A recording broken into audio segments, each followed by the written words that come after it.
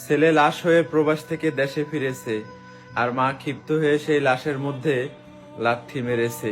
শুধুমাত্র 6.5 লক্ষ টাকার লোভে মা চেয়েছিল ছেলের লাশটাকে বিক্রি করে দিতে, কিন্তু বউ সেটা হতে দেয়নি। বউয়ের ইচ্ছা ছিল স্বামীর লাশটা শেষবারের মতো হলেও একটা নজর দেখবে। কিন্তু মায়ের কথা একটাই, ওকে দেশে এনে তো মাটি দিয়ে দিতে হবে। দেশে মাটি দিলেও সে মাটির তলে থাকবে, প্রবাসে মাটি দিলেও সে মাটির তলে থাকবে। তাহলে অযথাই কেন আমরা তাকে দেশে এনে ভেজাল বাড়াবো? তাই মাকে যখন কফিল জিজ্ঞেস করলো এই লাশটা পাঠাইতে দেশে প্রায় 6.5 লক্ষ টাকার মতো লাগবে, আপনারা কি টাকা নিবেন নাকি লাশটাই টাকা খরচ করে দেশে পাঠাবো? মা বারবার একই কথা বলতেছিল, আমাদের লাশ লাগবে না, টাকা লাগবে, আপনারা আমাদেরকে টাকা পাঠিয়ে দেন। কিন্তু বউ সেটা হতে দেয়নি।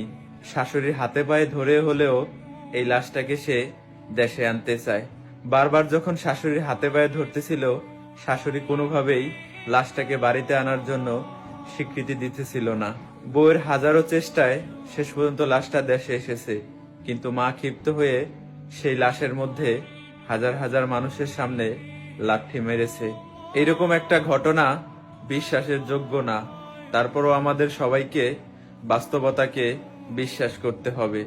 একটা মা হয়ে কিভাবে পারলো একজন প্রবাসী সন্তানের সাথে এরকম একটা ঘটনা ঘটাইতে? ছি, আপনি কি মা নাকি মা নামের কলঙ্ক?